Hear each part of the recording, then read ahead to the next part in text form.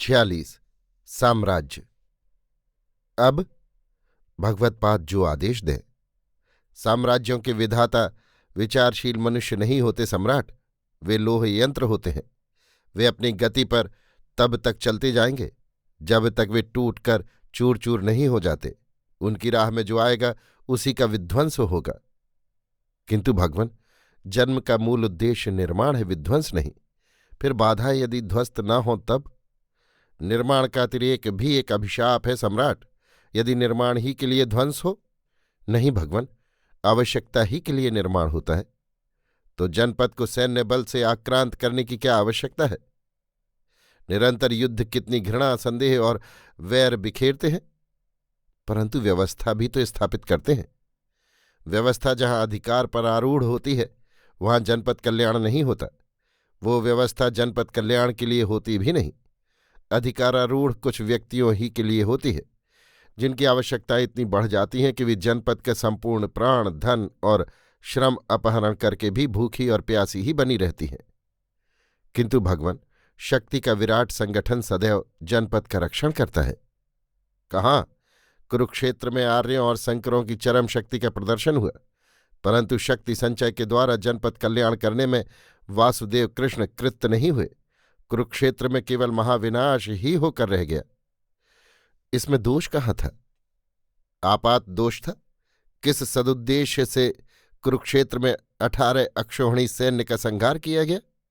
जनपद कल्याण की किस भावना से पृथ्वी के लाखों तरुणों को बर्बर पशु की भांति उत्तेजित करके एक दूसरे के हाथ से निर्दयतापूर्वक वध करा डाला गया? पांडवों को राज्य का भाग दिलाने के लिए जनपद का इतना धन जन क्यों क्षय किया गया? सम्राट, आज आप भी वही प्रयोग कर देखिए। नई नई सेनाएं भर्ती कीजिए, उनके द्वारा जनपदों को लुटवाइए। फिर उस लूट का कुछ स्वर्ण उन भाग्यहीन मूर्ख तरुण सैनिकों के पल्ले बांध दीजिए जो निरर्थक नरहत्या को वीर कृत्य समझते हैं। कुछ उन पुरोहित ब्राह्मणों को दीजिए जो आपकी यशोगाथा गा गा कर ये प्रचार करें कि आपका ये सामर्थ्य और अधिकार दैवी है और यज्ञ के देवता आप पर प्रसन्न हैं। बस शेष संपदा आप जैसे चाहें भोगिए। लक्षावधि निरीह जनपद उसे सहन कर जाएगा। भगवान वादरायण कुछ देर दूर क्षितिज में टिमटिमाते तारे को देखते रहे। फिर उन्होंने कहा, सम्राट, आर्यों ने अपने पाप का फल पा लिया। उन्होंने जीवन में भूलों पर भूलें की। भारत की उर्वरा भूमि में आकर भी उन्होंने अपना विनाश किया।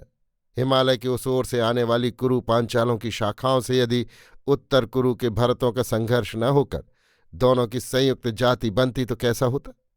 परंतु उत्तर कुरु के देवगण अपनी विजय के गर्व में मत रहे, वहीं खप गए। आर्यावर्त में उनका प्रसार ही न हो पाया। इधर ये पौरव दक्षिण में द्रविड़ों को आक्रांत कर उनसे मिल गए। आर्यों की ये पहली भूल थी। इसके बाद उन्होंने राजन्यों की, पुरोहितों की, फिर विषों की न्यारी न्यारी शाखाएं चलाईं। अनुलोम प्रतिलोम विवाह प्रचलित किए। ब्राह्मणों ने दक्षिणा में और क्षत्रियों ने विजयों में सुंदरी दासियों के रेवड़ भर लिए। परिणाम वही हुआ जो होना था। अनगिनत वर्ण संकर संतानें उत्पन्न होने लगीं। पहले उन्होंने उन्हें पिता के कुलगोत्र में ही रखा और दाय भाग भी नहीं दिया, परंतु बाद में उन्हें इन आर्यों ने अपने कुलगोत्र से च्युत कर दिया। दाय भाग तब भी नहीं दिया। पहले प्रतिलोम संतान ही संकर थी, अब अनुलोम प्रतिलोम प्रत्येक संतान संकर बना दी गई और उन्हें अपना उपजीवी बनाकर उनकी पृथक जातियां बना दी गईं। ये आर्यों की दूसरी भूल थी। सभी संकर मेधावी, परिश्रमी, सहिष्णु एवं उद्योगी थे, जैसा कि होता ही है। आर्य अधिकार मद पी, मद्यप, आलसी, घमंडी और अकर्मण्य होते गए। अब वे या तो थोथे यज्ञाडंबरों की हास्यास्पद विडंबना में फंसे हैं या कोरे कल्पित ब्रह्मवाद में। इसी से सम्राट, आज आर्यों में प्रसेनजित जैसे सड़े गले राजा रह गए। आज संपूर्ण भरतखंड में आर्य केवल प्रजावर्गीय रह गए हैं। राजसत्ता उन कर्मठ संकरों के हाथ में आती जा रही है। एक दिन भाग्यहीन प्रसेनजित अति दयनीय दशा में प्राणों के भार को त्यागेगा। किंतु भगवान, मेरा स्वप्न क्या सत्य होगा? जम्बूद्वीप पर अखंड साम्राज्य स्थापन का? इसके लिए तो पूर्व में आपका उद्योग चल ही रहा है। उधर पश्चिम में पार्श्व सम्राट भी इसी आयोजन में है। परंतु भगवान, आर्य कभी उसे न अपनाएंगे। क्यों नहीं? बहुत बार उसने इंद्रपद ग्रहण किया है, सभी आर्यों ने तो उसका पूजन किया। किंतु वासुदेव कृष्ण ने जो उसका प्रबल विरोध किया था, वो क्या भगवान को विदित नहीं? क्यों नहीं? भगवान, मैं शिशु नागवंशी बिंबिसार वासुदेव कृष्ण का अनुवंशी हूं, आर्य नहीं। मैं पार्श्व सम्राट का विरोध करूंगा। सम्राट की इस वासना को मैं जानता हूं। तो भगवत्पाद का अब मुझे क्या आदेश है? सम्राट तुरंत राजगृह जाए। किस लिए भगवान? राजगृह में कुछ घटनाएं होने वाली हैं।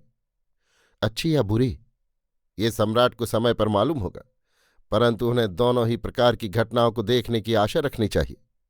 यही भगवत्पाद का मुझे आदेश है। राजगृह में शीघ्र ही श्रमण गौतम पहुंचेंगे।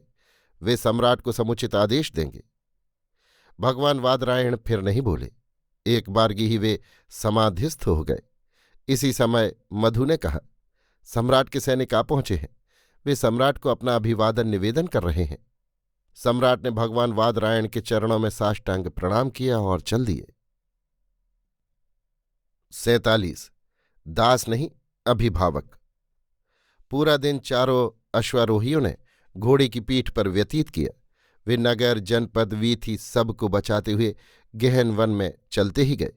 मार्ग में दो एक हिंसक जंतु मिले। शंभ ने उनका आखेट किया, परंतु सोम अत्यंत खिन्न मुद्रा से सबके आगे आगे जा रहे थे। उनमें बातचीत का भी दम नहीं था। उनके पीछे कुंडनी राजकुमारी को दाहिने करके चली जा रही थी। राजकुमारी अत्यंत मिलान, थकित और शोकाकुला थी, परंतु जब जब उनसे विश्राम के लिए कहा गया, उन्होंने कहा, नहीं, चले ही चलो, मैं और चल सकती हूं। शंभ सबके पीछे चारों ओर देखता सावधानी से चल रहा था। एकाध बात कुंडनी कर लेती थी, फिर सन्नाटा हो जाता था। कभी कभी वायु लंबे वृक्षों और पर्वत कंदराओं से टकराकर डरावने शब्द करती थी। कुमारी का चेहरा पत्थर की भांति भावहीन और सफेद हो गया था और उनके नेत्रों की ज्योति जैसे बुझ चुकी थी। सोम ने अति विनय से एक दो बार कुमारी से विश्राम कर लेने और थोड़ा बहुत आहार करने को कहा था, परंतु कुमारी बहुत भीत थी। उन्होंने हर बार भीत दृष्टि से कुंडनी की ओर ताककर कहा, नहीं हला, अभी चले चलो। धूमकेतु थका नहीं है, मैं भी थकी नहीं हूं। सोम कुमारी की व्यग्रता तथा वैकल्य को समझते थे, इसी से वो चुप हो रहे। वे चलते ही गए। मध्याह्न की प्रखर धूप धीमी पड़ गई। अश्वारोही और अश्व एकदम थक गए। सोम ने एक ऊंचे स्थान पर चढ़कर चारों ओर दृष्टि फेंकी। कुछ दूर उन्हें बस्ती के चिन्ह प्रतीत हुए। उन्होंने तनिक रुककर शंभ से कहा, शंभ, आखेट का ध्यान रख। और फिर कुंडनी के निकट जाकर कहा, वहां बस्ती मालूम होती है, आज रात वहीं व्यतीत करनी होगी। और उसने बिना उत्तर की प्रतीक्षा किए उधर ही प्रस्थान कर दिया। सूर्यास्त होने तक ये लोग नगर उपकूल में पहुंच गए। नगर में न जाकर उन्होंने नगर के प्रांत भाग में अवस्थित एक चैत्य में विश्राम करना ठीक समझा। चैत्य बहुत पुराना और भग्न था। उसके एक कक्ष की दीवार बिल्कुल टूट गई थी, फिर भी वहां विश्राम किया जा सकता था। निकट ही एक पुष्करणी थी। अश्वों ने जल पिया और अश्वारोहियों ने भी। राजकुमारी के विश्राम की संपूर्ण व्यवस्था कर सोम ने चिंतित भाव से कुंडनी की ओर देखा। शम्भ ने एक सांभर मारा था। उसकी ओर निराशा से ताक कर सोम ने कहा, कुंडनी, ये क्या राजनंदिनी के आहार के लिए यथेष्ट होगा? परंतु क्या किया जाए, नगर में जाने से कदाचित थोड़ा दूध मिल सके, परंतु आज आखेट पर ही रहे। शंभ अपनी सफलता पर बहुत प्रसन्न था। सांभर बहुत भारी था। उसने जल्दी जल्दी राजकुमारी और कुंडनी के विश्राम की व्यवस्था की और हरणी का मांस भूनने लगा। सोम ने कहा, तनिक इधर उधर मैं देख लूं, यदि थोड़ा दूध मिल जाए। उन्होंने अपना बर्छा उठाया और चल दिए। निवृत्त होकर कुंडनी ने कुमारी के मनोरंजन की बहुत चेष्टा की। वो उनके निकट आकर बातें करने लगी। कुंडनी ने कहा, राजकुमारी प्रसन्न हो। भाग्य दोष से समय को समय जीवन में आता ही है। इतना खिन्न ना हो राजकुमारी। खिन्न नहीं हूं हला, लज्जित हूं। तुम्हारे और तुम्हारे सौम्यदास के उपकार के लिए कब कैसे बदला चुका सकूंगी। राजकुमारी, हम सब तो आपके सेवक हैं। आपको कभी सुखी देखकर हमें कितना आनंद होगा। कुंडनी ने आर्द्र होकर कहा, किंतु सखी, क्या सचमुच वो वीर तुम्हारा दास है? राजकुमारी ने नीची दृष्टि से सोम की ओर देखकर कहा, मेरा ही नहीं, आपका भी राजनंदिनी। नहीं नहीं, उसका तेज, शौर्य, सत्साहस श्लाघ्य है। वो तो किसी भी राजकुल का भूषण होने योग्य है। फिर उसका विनय और कार्य तत्परता कैसी है? इसकी उसे शिक्षा मिली है हला। क्या नाम कहा? सोम। हाँ, सोम। और उस दास के दास का नाम शंभ? जी हाँ, दास के दास का शंभ। कुंडनी हंस दी। राजकुमारी होठों ही में मुस्कुराई। उन्होंने कोमल भाव से कहा, सखी, इस विपन्न अवस्था में ऐसे अकपट सहायक मित्रों से दासवत व्यवहार करना ठीक नहीं है। वे हमारे आत्मीय ही हैं। किंतु राजनंदिनी, दास दास है, सेवा उनका धर्म है। उनके प्रति उपकृत होना उन्हें सिर चढ़ाना है। ऐसा नहीं हला। अंततः मनुष्य सब मनुष्य ही है, और वो तो एक श्रेष्ठ पुरुष है। मैं उन्हें दास नहीं समझ सकती। तो आप राजकुमार समझिए राजनंदिनी, ये आपकी हृदय की विशालता है। नहीं, वे राजकुमार से भी मान्य पुरुष हैं हला। राजकुमारी का मुंह लज्जा से लाल हो गया और आंख से आंसू झरने लगे। इसी समय सोम कुछ आहार द्रव्य और थोड़ा दूध ले आए। शंभ ने भी हरिण को भून भान लिया। राजकुमारी क्षण भर को अपनी विपन्न अवस्था भूलकर फुर्ती से आहार को स्वयं परोसने लगी। उन्होंने पलाश पत्र पर आहार संजोकर अपनी बड़ी बड़ी पलकें सोम की ओर उठाईं और कहा, भद्र, भोजन करो। सोम ने विनयावनत होकर कहा, नहीं राजनंदिनी, पहले आप और कुंडनी आहार कर लें, पीछे हम लोग खाएंगे। नहीं नहीं, ऐसा नहीं, दास का निवेदन है। दास नहीं, भद्र, अभिभावक कहो। राजनंदिनी का गला भर आया। उन्होंने फिर उन्हीं भारी भारी पलकों को उठाकर सोम की ओर गीली आंखों से ताका। उस मूक अनुरोध से वशीभूत होकर सोम ने और आग्रह नहीं किया। उन्होंने कहा, तो फिर राजनंदिनी की जैसी आज्ञा हो, हम लोग साथ ही बैठकर भोजन करें। राजकुमारी ने भी जल्दी जल्दी कुंडनी और अपने लिए आहार परोसा। शंभ को भी दिया, पर शंभ किसी तरह साथ खाने को राजी न हुआ। वे तीनों भोजन करने लगे। 48। सोम की भावधारा। बाहर आकर सोम थकित भाव से एक सूने चैत्य के किनारे एक वट वृक्ष के सहारे आ बैठे। अपना विशाल खड्ग उन्होंने लापरवाही से एक ओर फेंक दिया। वो शून्य दृष्टि से आकाश को ताकते रहे। उस गलती हुई रात में उस एकांत भीषण स्थान में बैठे हुए सोम बहुत सी बातें विचारते रहे। ओस से भीगे हुए गुलाब के पुष्प की भांति कुमारी का शोकपूर्ण मुख उनकी दृष्टि से घूम रहा था। एक प्रबल राज्य के राजा की राजनंदिनी किस भांति उसी के उद्योग और यत्न के कारण इस अवस्था को पहुंची, यही सब सोच सोचकर उनका नवीन, भावुक, तरुण और वीर हृदय आहत हो रहा था। रह रहकर उन्हें आचार्य काश्यप की बातें याद आ रही थीं। राजतंत्र की इस कुत्सा पर भी उन्हें अभी कुछ सोचने का अवसर ही न आया था। असुरपुरी में तथा चंपा में वो कुंडनी का अद्भुत कौशल, साहस और सामर्थ्य देख चुके थे। वो जान गए थे कि आचार्य की बात झूठी नहीं। इस अकेली कुंडनी ही में एक भारी सेना की सामर्थ्य निहित है। राज्यों की लिप्सा में किस प्रकार निरीह निर्दोष हृदय कुसुम इस प्रकार दलित होते हैं, ये सोच सोचकर सोम का हृदय मर्माहत हो रहा था। परंतु बात केवल भूत दया तक ही सीमित न थी। सोम का तारुण्य भी कुमारी को देखकर जागृत हुआ था। कुंडनी के उत्तप्त साहचर्य से यत्किंचित उनका सुप्त यौवन जागृत हुआ था, परंतु उसे विषकन्या जान तथा भगनी भावना से वो वहीं ठिठक गया था। अब इस अमल धवल कुसुम कोमल सुकुमारी कुमारी के चंपक पुष्प के समान नवल देह और लज्जा, संकोच, दुख और शोक से परिपूर्ण मूर्ति पर उनका संपूर्ण तारुण्य जैसे चल विचल हो गया। उन्होंने प्रण किया, मेरे ही कारण कुमारी की ये दुर्दशा हुई है, मैं ही इसका प्रतिरोध करूंगा। बहुत देर तक सोम यही सोचते रहे। उन्हें ये भी ध्यान न रहा कि कोई उनके निकट है, पर कुंडनी छाया की भांति उनके साथ थी। बहुत देर बाद कुंडनी ने कहा, क्या सोच रहे हो सोम? सोम ने अचकचाकर कुंडनी की ओर देखा, फिर शांत संयत स्वर में कहा, कुंडनी, कुछ हमारे ऊपर भी चंपा की कुमारी की विपन्न अवस्था का दायित्व है। मूर्खता की बातें हैं। हम मगध राजतंत्र के यंत्र हैं, हमें भावुक नहीं होना चाहिए। कुछ देर सोम चुपचाप आकाश को ताकते रहे। फिर वो एक लंबी सांस लेकर बोले, तुम कदाचित ठीक कहती हो कुंडनी, परंतु मेरा तो अभी से सारा पुरुषार्थ गल गया और अब संभवतः राजनीति में भाग लेने की मुझ में शक्ति ही नहीं रह गई। ये तुम क्या कहते हो सोम? आर्य अमात्य को तुमसे बड़ी बड़ी आशाएं हैं। अभी हम जिस गुरुतर कार्य में नियुक्त हैं, हमें उधर ध्यान देना चाहिए। अब तुम राजगृह लौट जाओ कुंडनी। अब मेरे तुम्हारे मार्ग दो हैं, परंतु उद्देश्य एक ही है। संभवतः वे भी दो हैं। तुम राज सेवा करो और मैं राजकुमारी की सेवा करूंगा। कुंडनी हंस दी। उसने निकट स्नेह से सोम के सिर पर हाथ रखा और स्निग्ध स्वर में कहा, सोम, तुम्हें मालूम है कुंडनी तुम्हारी भगनी है? जानता हूं। सो तुम्हारा एकांत हित कुंडनी को छोड़ और दूसरा कौन करेगा? तो तुम मेरा हित करो। क्या करूं कहो? राज सेवा त्याग दो। कुंडनी ने हंसकर कहा, और तुम्हारे साथ रहकर राजकुमारी की सेवा करूं? इसमें हंसने की क्या बात है कुंडनी?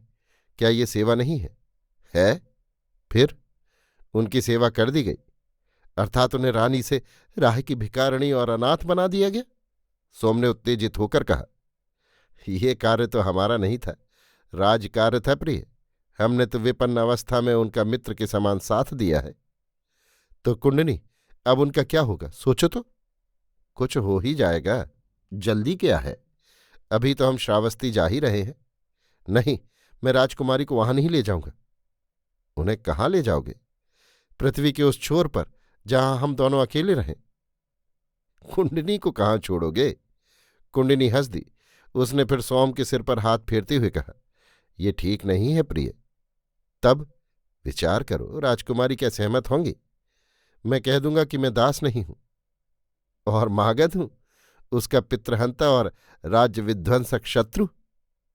किंतु किंतु सोम उत्तेजित होकर पागल की भांति चीख उठे। उन्होंने कहा, मैं उन्हें चंपा की गद्दी पर बैठाऊंगा, मैं मगध से विद्रोह करूंगा। ये तो बहुत अच्छी योजना है सोम, फिर तुम अनायास ही चंपाधिपति बन जाओगे। किंतु राजकुमारी क्या तुम्हें क्षमा कर देंगी? इतना करने पर भी नहीं? ओह, तुम उनका मूल्य उन्हीं को चुकाओगे और फिर उन्हें अपनी दासी बनाकर रखोगे। दासी बनाकर क्यों? और किस भांति? तुम राजकुमारी की विचार भावना की परवाह बिना किए अपनी ही योजना पर चलते जाओगे और समझोगे कि राजकुमारी तुम्हारी अनुगत हो गई। तो कुंडनी में राजकुमारी के लिए प्राण दूंगा। सो दे देना, बहुत अवसर आएंगे। अभी तुम चुपचाप श्रावस्ती चलो। राजकुमारी को निरापद स्थान पर सुरक्षित पहुंचाना सबसे प्रथम आवश्यक है। हम लोग छद्मवेशी हैं, पराये राज्य में राज सेवा के गुरुतर दायित्व से दबे हुए। राजकुमारी को अपने साथ रखने की बात सोच ही नहीं सकते। फिर तुम एक तो अज्ञात कुलशील, दूसरे मागध, तीसरे असहाय हो। ऐसी अवस्था में तुम राजकुमारी को कैसे ले जा सकते हो? और कहाँ? हाँ, यदि उनकी विपन्नावस्था से लाभ उठाकर उन पर बलात्कार करना हो तो वो असहाय अनाथनी कर भी कह सकती है। परंतु सोम, ये तुम्हारे लिए शोभनीय नहीं होगा। सोम ने कुंडनी के चरण छुए। उनके दो गर्मांसु कुंडनी के पैरों पर टपक पड़े। सोम ने कहा, कुंडनी, स्वार्थवश में अधम विचारों के वशीभूत हो गया था। तुम ठीक कहती हो, उन्हें निरापद स्थान पर पहुंचाना ही हमारा प्रथम धर्म है। तो अब तुम सोचो, बहुत रात हो गई, हमें एक पहर रात रहते ही ये स्थान त्यागना होगा। मैं शंभु को जगाती हूं, वो प्रहरी का कार्य करेगा। सोम ने और हठ नहीं किया। वो वहीं वृक्ष की जड़ में लंबे हो गए। कुंडनी ने स्नेहपूर्वक कुत्रिये से उनके अंग को ढक दिया और फिर एक स्निग्ध दृष्टि उन पर फेंक कर मठ में चली गई। 49 मार्ग बाधा। 3 दिन तक ये यात्री अपनी राह निरंतर चलते रहे। वे अब रात्रि भर चलते और दिन निकलने पर जब धूप तेज होती तो किसी वन या पर्वत कंदरा में आश्रय लेते, आखेट भून कर खा लेते। श्रावस्ती अब भी काफी दूर थी। चौथे दिन प्रहर रात्रि गए। जब उन्होंने यात्रा प्रारंभ की तब आकाश में एकाध धौले बादल की दौड़ धूप हो रही थी। षष्ठी का क्षीण चंद्र उदय हुआ था। राह पथरीली और ऊबड़ खाबड़ थी, इसलिए चारों यात्री धीरे धीरे जा रहे थे। इसी समय अकस्मात सामने दाहिने पार्श्व पर कुछ अश्वारोहियों की परछाई दृष्टिगोचर हुई। सोम ने कहा, सावधान हो जाओ कुंडनी, नहीं कहा जा सकता कि ये मित्र हैं या शत्रु, दस्यु भी हो सकते हैं। उन्होंने खड्ग कोश से निकाल लिया। कुंडनी और शंभ ने धनुष पर बाण सीधे कर लिए। इसी समय एक बाण सनसनाता हुआ सोम के कान के पास से निकल गया। तत्काल कुंडनी ने बाण संधान किया। उसे संकेत से रोककर सोम फुर्ती से वाम पार्श्व में घूम गए। वहां एक चट्टान की आड़ में उन्होंने आश्रय लिया। कुंडनी और राजकुमारी को वहां छिपाकर तथा शंभ को उनकी रक्षा का भार देकर अश्व को चट्टान के ऊपर ले गए। उन्होंने देखा शत्रु 50 से भी ऊपर है और उन्होंने देख लिया है और वे उस चट्टान को घेरने का उपक्रम कर रहे हैं। सामने एक घाटी और उसके उस पार प्रशस्त मार्ग है। घाटी बहुत तंग और लंबी है। ये सब देखकर वे तुरंत ही कुंडिनी के निकट आ गए। उन्होंने कहा, शत्रु 50 से भी अधिक है और संभवतः उन्होंने हमें आते देख लिया है। क्या करना होगा? कुंडिनी ने स्थिर स्वर से कहा। सोम ने व्यग्र भाव से कहा, कुंडिनी, चाहे जिस भी मूल्य पर हमें राजकुमारी की रक्षा करनी होगी। हम 4 हैं और शत्रु बहुत अधिक। यदि किसी तरह हम घाटी के उस पार पहुंच जाएं तो फिर कुछ आशा हो सकती है। राजकुमारी को साहस करना होगा। पहले तुम, पीछे राजकुमारी, उसके बाद शंभ और फिर मैं घाटी को पार करेंगे। हम तीनों में जो भी जीवित बचे वो राजकुमारी को श्रावस्ती पहुंचा दे। मैं शत्रु का ध्यान आकर्षित करता रहूंगा। तुम तीर की भांति पार जाकर चट्टान की आड़ में हो जाना। मैं उधर जाकर शत्रु पर तीर फेंकता हूं। तीर की ओर शत्रु का ध्यान जाते ही तुम घूमकर घाटी पार हो जाना। मेरे दूसरे तीर पर राजकुमारी और तीसरे पर शंभ। इतना कह सोम धनुष पर बाण चढ़ा चट्टान की दूसरी ओर गए और वहां से कान तक खींचकर बाण फेंका। बाण एक योद्धा की पसली में घुस गया। वो चीत्कार करके पृथ्वी पर गिर पड़ा। कुंडनी ने एक मर्मभेदनी दृष्टि राजकुमारी पर डाली, अश्व पर आसन जमाया और एक एड़ मारी। सेंधाव अश्व तीर की भांति छलांग लगाकर घाटी के पार हो गया। उस पार जाकर कुंडनी ने संकेत किया और चट्टान की आड़ में हो गई। सोम ने संतोष की सांस ली और कुमारी के निकट आकर अवरुद्ध कंठ से कहा, अब आप राजनंदिनी साहस कीजिए। आपका धूम्रकेतु असाधारण अश्व है। ज्यों ही मैं तीर फेंकूं आप अश्व को छोड़ दीजिए। उसने धूम्रकेतु की पीठ थपथपाई। राजनंदिनी ने दांतों से होंठ काटे और उत्तरीय भली भांति सिर पर लपेटा। सोम ने बाण छोड़ा और राजकुमारी ने अश्व की वल्गु का एक झटका दिया। अश्व हवा में तैरता हुआ पार हो गया। सोम का मुख आनंद से खिल गया। अब उन्होंने शंभ की ओर मुड़कर कहा, शंभ, यदि मैं असफल होऊं तो तू प्राण रहते राजकुमारी की रक्षा करना। शंभ ने स्वामी के चरण छुए। सोम ने फिर बाण फेंका। शंभ ने अश्व को संकेत किया। अश्व हवा में उछला और पार हो गया। अब सोम की बारी थी, परंतु अब शत्रु निकट आकर फैल गए थे। सोम ने अश्व को थपथपाया और एड़ लगाई। अश्व उछला और इसी समय एक बाण आकर सोम की गर्दन में घुस गया और सोम वायु से टूटे वृक्ष की भांति घाटी में गिर गया। शंभ चीत्कार करके दौड़ पड़ा। राजकुमारी हाय कर उठी। कुंडनी का मुंह फक हो गया। राजकुमारी घाटी की ओर लपकी, परंतु कुंडनी ने हाथ पकड़कर उन्हें रोककर कहा, क्षणभर ठहरो हला, शंभ उनकी सहायता पर है। उधर से बाणों का मेह बरस रहा था। उनमें से अनेक शंभ के शरीर में घुस गए। उसके शरीर से रक्त की धार बह चली, पर उसने इसकी कोई चिंता नहीं की। वो मूर्छित सोम को कंधे पर लाद कर इस पार ले आया। और अश्वशंभ? कुंडनी ने उद्वेग से कहा। दोनों अश्व मर गए, शंभ ने हाँफते हाँफते कहा। बाण वहां तक आ रहे थे और शत्रु घाटी पार करने की चेष्टा कर रहे थे। कुंडनी ने कहा, शंभ, इन्हें राजकुमारी के घोड़े पर रखो और तुम मेरे साथ साथ आओ। एक क्षण का विलंब भी घातक होगा। इसी समय सोम की मूर्छा भंग हुई। उसने राजकुमारी को सामने देखकर सूखे कंठ से कहा, कुंडनी, तुम राजकुमारी को लेकर भागो। हम लोग, मैं और शंभ, तब तक शत्रु को रोकेंगे। राजकुमारी ने आंखों में आंसू भरकर कहा, नहीं, आप मेरे अश्व पर आइए। व्यर्थ है, हम सब मार ही जाएंगे। इसी बीच शंभ ने तीर मारकर 2 शत्रुओं को धराशायी कर दिया। सोम ने साहस करके तीर खींचकर कंठ से निकाल दिया। खून की धार बह चली। राजकुमारी ने लपक कर अपना उत्तरीय सोम के कंठ से बांध दिया और कहा, उठो भद्र, मेरे अश्व पर। नहीं राजकुमारी, तुम भागो, एक एक क्षण बहुमूल्य है। मैं आपको छोड़कर नहीं जाऊंगी। और वो सोम के वक्ष पर गिर गई। सोम के घाव से अब भी रक्त निकल रहा था। एक शत्रु घाटी के इस पार आ गया था। उसे शंभ ने बाण से मारकर कहा, बहुत शत्रु इस पार आ रहे हैं। सोम ने कांपते हाथों से राजकुमारी को अलग करके कहा, ईश्वर के लिए राजकुमारी, प्राण और प्रतिष्ठा लेकर भागो, तो हम लोग साथ ही मरे।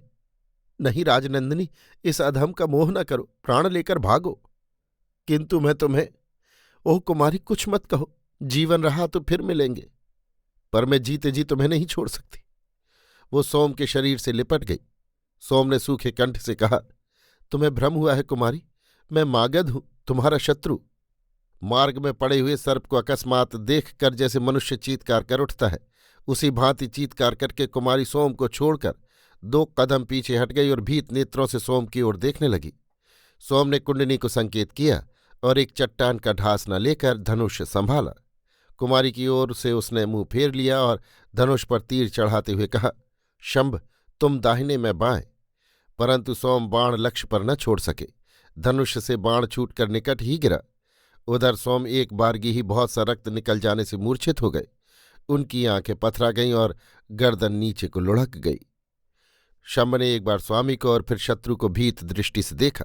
सामने कुंडनी एक प्रकार से राजकुमारी को घसीटती हुई अश्व पर सवार करा अपने और कुमारी के अश्व को संभालती चट्टान के मोड़ पर पहुंच चुकी थी। राजकुमारी अश्व पर मृतक की भांति झुक गई थी। शत्रु घाटी के इस पार आ चुके थे। कुंडनी ने एक बार शंभ की ओर देखा। शंभ ने उसे द्रुत वेग से भागने का संकेत करके सोम को कंधे पर उठा लिया और वो तेजी से पर्वत कंदरा की ओर दौड़ गया। एक सुरक्षित गुफा में सोम को लिटा आप धनुष बाण लेकर गुफा के द्वार पर बैठ गया। परंतु इतनी तत्परता, साहस एवं शौर्य भी कुछ काम न आ सका। शत्रुओं ने शीघ्र ही राजकुमारी और कुंडनी को चारों ओर से घेर लिया। भागने का प्रयास व्यर्थ समझकर कुंडनी अब मूर्छिता कुमारी की शुश्रूषा करने लगी। 10 युओं में से एक ने आगे बढ़कर दोनों के अश्व थाम लिए। चंद्रमा के क्षीण प्रकाश में अश्वारोहियों को देखकर प्रसन्न मुद्रा से उसने कहा, वाह, दोनों ही स्त्रियां हैं। दूसरे ने निकट आकर कहा, और परम सुंदरियां भी, मालिक को अभी अभी सूचना देनी होगी। उसने राजकुमारी को देखकर कहा, मालिक ऐसी ही एक दासी की खोज में थे। एक पुरुष ने चकमक झाड़कर प्रकाश किया और कुंडनी से पूछा, कौन हो तुम? राही हैं, देखते नहीं? देख रहे हैं, तुम्हारे वे साथी कहाँ हैं जिन्होंने हमारे इतने आदमी मार डाले हैं? उन्हें तुम ही खोज लो। अच्छी बात है, ये भी संभव है वे लोग उसी घाटी में मर खप गए हों, किंतु तुम लोग जा कहाँ रही हो? हम श्रावस्ती जा रहे हैं। वो तो अभी 60 योजन है। इससे तुम्हारा क्या प्रयोजन है? हमें अपने मार्ग जाने दो। हमारा सार्थवाह भी श्रावस्ती जा रहा है, हमारे साथ ही चलो तुम। क्या बल से? नहीं, विनय से। वो पुरुष हंसकर पीछे हट गया। उसके साथ ही दोनों के अश्वों को घेर कर चलने लगे। कुंडिनी ने विरोध नहीं किया।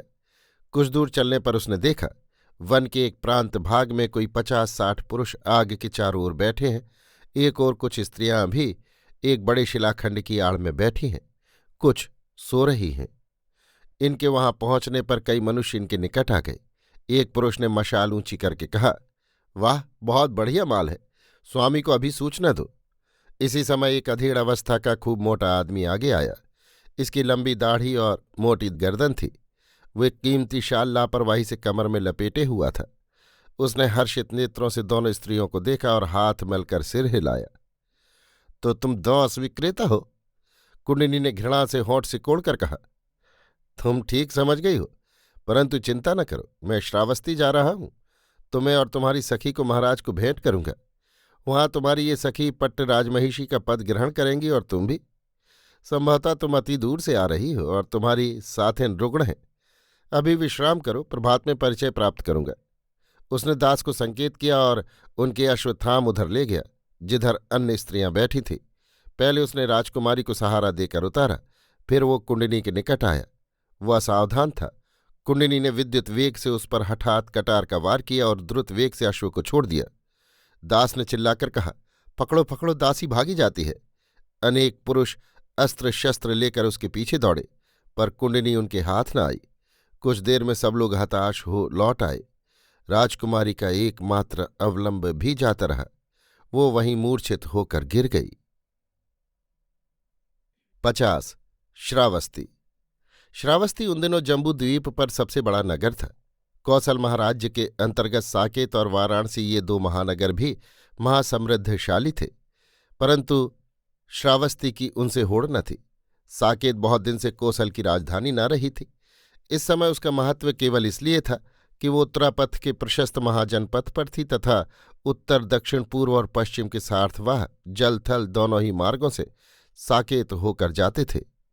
परंतु श्रावस्ती में समस्त जम्बूद्वीप ही की संपदाओं का अगम समागम था।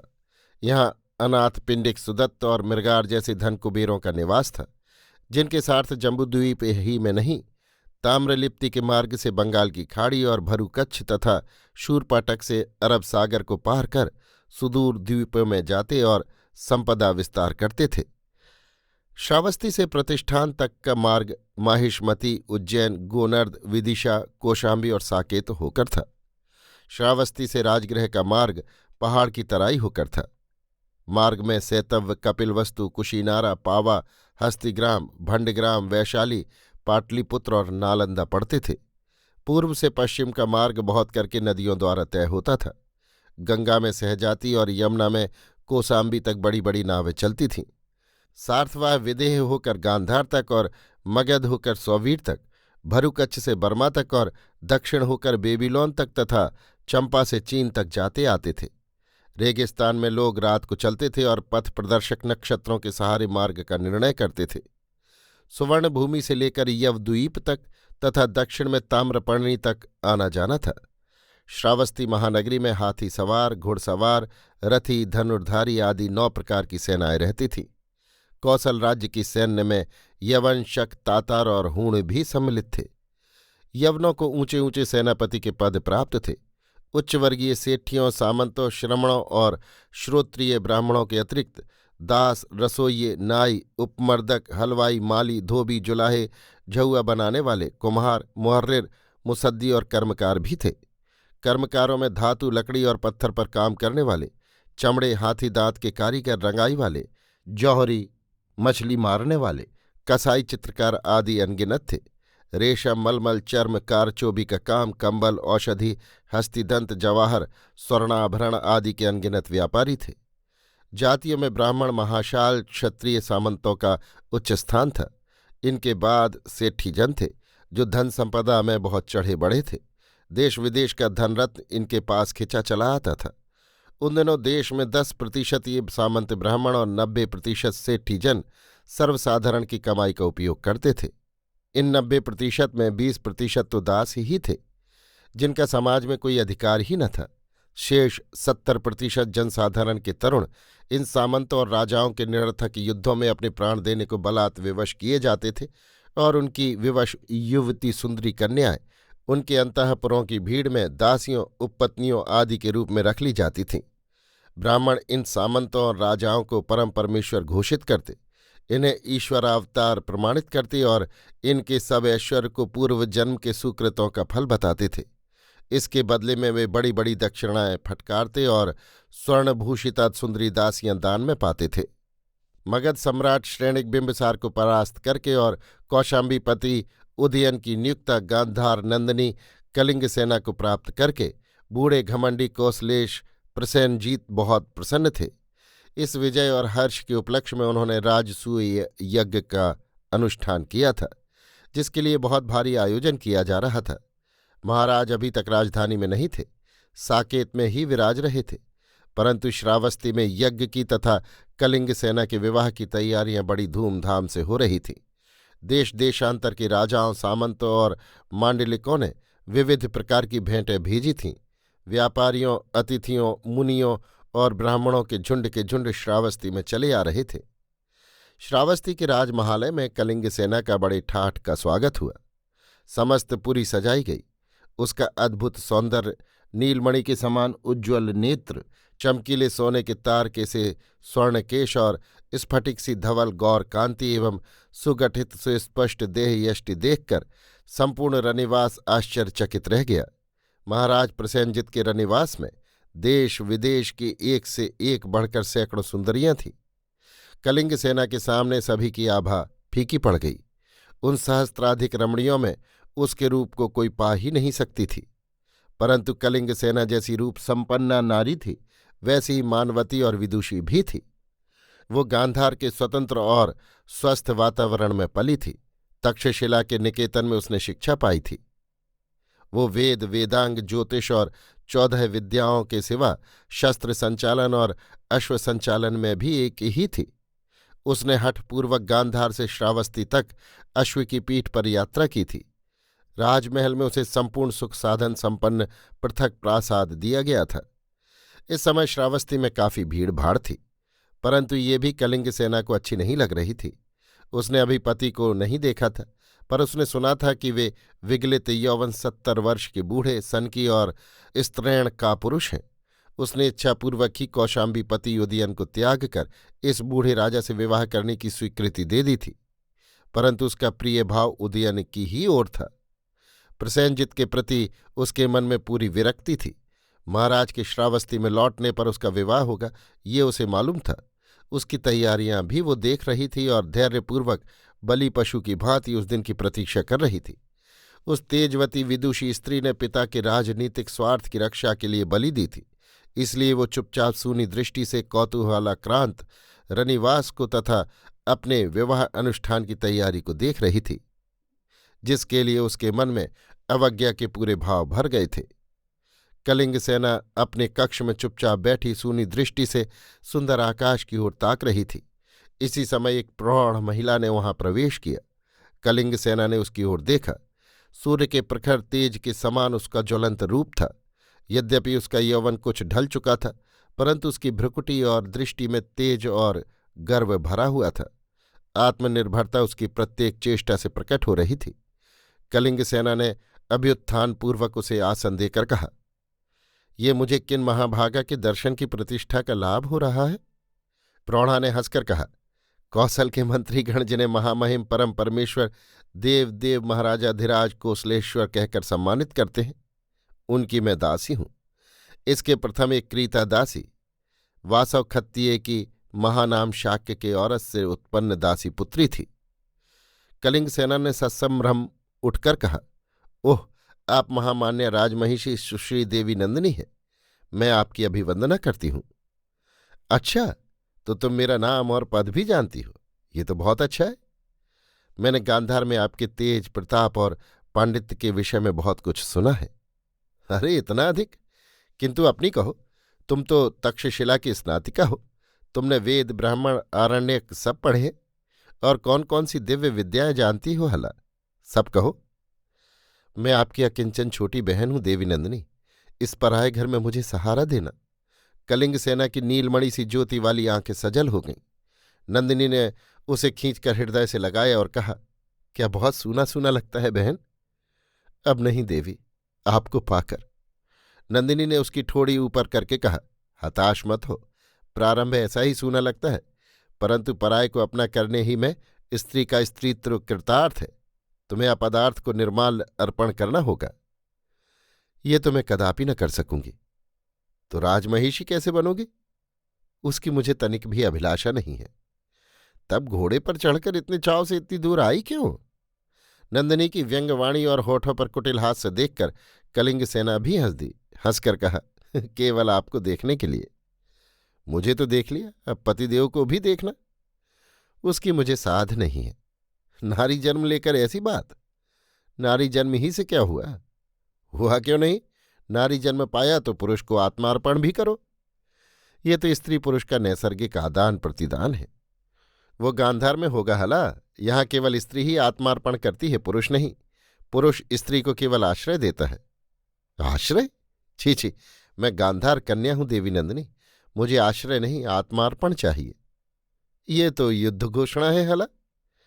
जो कुछ भी हो, अब समझी तो कौशलपति से युद्ध करोगी? ये नहीं, मैं पिता का भय और माता की अश्रुपूर्ण आंखें नहीं देख सकी। कौशलपति ने सीमांत पर सेनाएं भेजी थी और साकेत का सार्थ मार्ग गांधारों के लिए बंद कर देने की धमकी दी थी। इस प्रकार सुदूर पूर्व के इस प्रमुख व्यापार मार्ग का अवरोध होना गांधारों के लिए ही नहीं, उत्तर कुरु और यवन परशुपुरी के संपूर्ण प्रतीची देशों के विनिमय का घातक था। इसका निर्णय गांधारों का खड्ग कर सकता था, परंतु मैंने अपने प्रियजनों के रक्त की अपेक्षा अपनी आत्मा का हनन करना ही ठीक समझा। हम गांधार, राजा और प्रजा सब परिजन हैं। यहाँ के रज्जुलों के समान हम प्रजा को अपना दास नहीं समझते, न बात बात पर उसका रक्त बहाना ही श्रेयस्कर समझते हैं। हम युद्ध करते हैं सखी, परंतु तभी जब वो अनिवार्य हो जाता है। एक गांधार पुत्री के आत्मदान से यदि युद्ध से मुक्ति मिले तो ये अधिक युक्ति युक्त है। इसी से पिता से मैंने सहमति प्रकट की और इस प्रकार मैंने एक बहुत बड़े संघर्ष से गांधारों को बचा लिया। इस कौशल की जीर्ण शीर्ण प्रतिष्ठा को भी संभवतः गांधारों की युद्ध वेग को कौशल न संभाल सकते। बड़े घरों के बड़े छिद्र होते हैं सखी। कौशल के अधिपति जैसे जीर्ण शीर्ण और जरा जर्जर हैं, वैसा ही उनका सैन्य बल भी है। एक धक्के ही में वो ढह सकता था। ये हम गांधारों को विदित है हला। जहां सैनिकों को वेतन देकर राजभक्ति मोल ली जाती है, जहां राजा अपने को स्वामी और प्रजा को अपना दास समझता है, वहां बहुत छिद्र होते ही हैं। परंतु गांधार विजय प्रिय नहीं है, व्यवस्था प्रिय है। उन्हें साम्राज्यों की स्थापना नहीं करनी, जीवन व्यवस्था करनी है।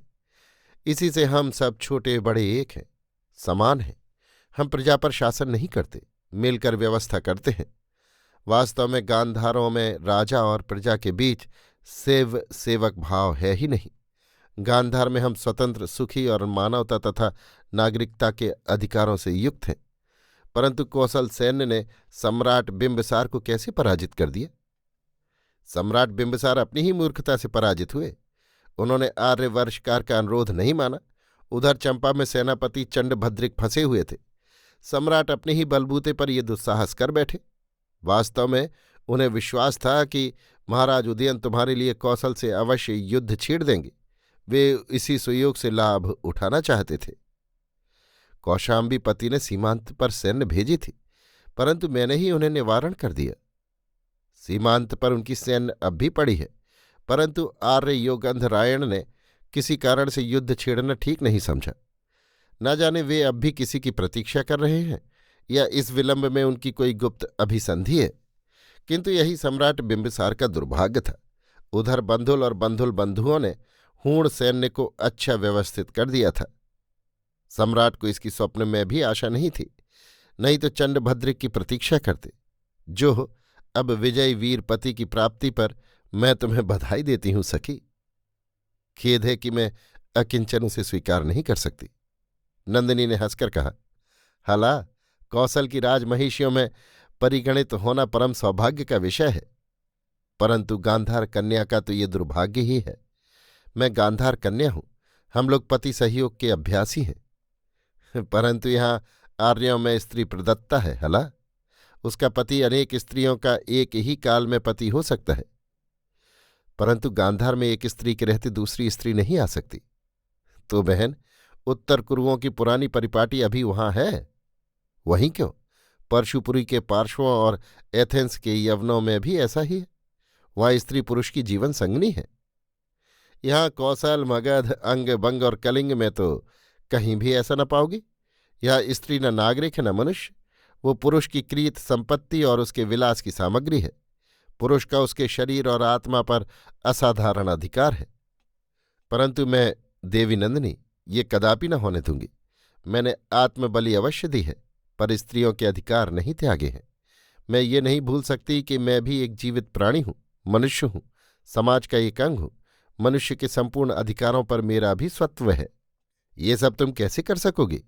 जहाँ एक पति की अनेक पत्नियां हों, उपपत्नियां हों, और वो किसी एक के प्रति अनुबंधित न हो, पर उन सबको अनुबंधित रखे, वहाँ मानव समानता कहाँ रही बहन?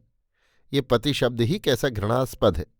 हमारी विवशदासता की सारी कहानी तो इसी एक शब्द में निहित है। ये कठिन अवश्य है देवी नंदिनी, परंतु मैं किसी पुरुष को पति नहीं स्वीकार कर सकती। पुरुष स्त्री का पति नहीं, जीवन संगी है। पति तो उसे संपत्ति ने बनाया है, सो जब मैं उसकी संपत्ति का भोग नहीं करूंगी तो उसे पति भी नहीं मानूंगी।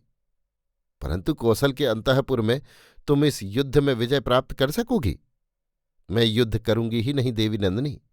कौशलपति ने यही तो कहा है कि यदि गांधार राज अपनी पुत्री मुझे दें तो कौशल राज्य गांधार का मित्र है। सो गांधार ने अपना कार्य किया, उसका मैंने विरोध नहीं किया। अब मेरे साथ कैसा व्यवहार होना चाहिए, मेरे क्या क्या अधिकार हैं, ये मेरा अपना व्यक्तिगत कार्य है। इसमें मैं किसी को हस्तक्षेप नहीं करने दूंगी। किंतु जीवन संगी? ओह देवी नंदिनी, जीवन संगी जीवन में ना मिले तो अकेली ही जीवन यात्रा की जा सकती है। अंततः बलिदान में कुछ त्याग तो होता ही है। कुछ नहीं, बहुत। तो हला कलिंग, तुम्हारा सदुद्देश्य सफल हो। मैं दासी पुत्री न होती तो मैं भी ये करती, परंतु अब तुम्हारी सहायता करूंगी। इसी समय एक चेरी ने आकर निवेदन किया, राजकुमार दर्शनों की आज्ञा चाहते हैं। आए यहाँ, नंदिनी ने कहा। राजकुमार विदुढ़भ ने आकर माता को अभिवादन किया। नंदिनी ने हंसकर कहा, ये तुम्हारी नई माँ है पुत्र, इनका अभिवादन करो। विदुढ़भ ने कहा, पूज्य, अभिवादन करता हूं। ये तुम्हारा अनुगत पुत्र है हाला, आयु में तुमसे तनिक ही अधिक है, परंतु ये देखने ही में इतना बड़ा है। वास्तव में ये नन्हा सा बालक है। नंदिनी ने विनोद से कहा। कलिंग सेना ने हंसकर कहा, आयुष्मान के वैशिष्ट्य को बहुत सुन चुकी हूं, कामना करती हूं आयुष्मान पूर्णाभिलाष हो। चिर बाधित हुआ। इस श्रावस्ती के राजमहल में हम 2 व्यक्ति तिरस्कृत थे, अब संभवतः 3 हुए। मैंने समझा था मैं अकेली हूं, अब तुम्हें और देवी नंदिनी को पाकर मैं बहुत सुखी हुई। देवी नंदिनी ने उठते हुए कहा, हाला कलिंग, मैं अब जाती हूं, परंतु एक बात गांठ बांधना, इस राजमहालय में एक पूजनीय है, मल्लिका पट्ट राजमहिषी। वे मेरी ही भांति एक नगण्य माली की बेटी हैं, पर मेरी भांति त्यक्ता नहीं। वे परम तपस्विनी हैं, उनके धैर्य और गरिमा का अंत नहीं है। उनकी पदवंदना करनी होगी। पूज्य पूजन से मैं असावधान नहीं हूं देवी नंदिनी, मैंने महालय में आते ही राजमहिषी का अभिवादन किया था। तुम सुखी रहो बहन। ये कहकर नंदिनी चली गई। विदुढ़भ ने भी प्रणाम कर प्रस्थान किया।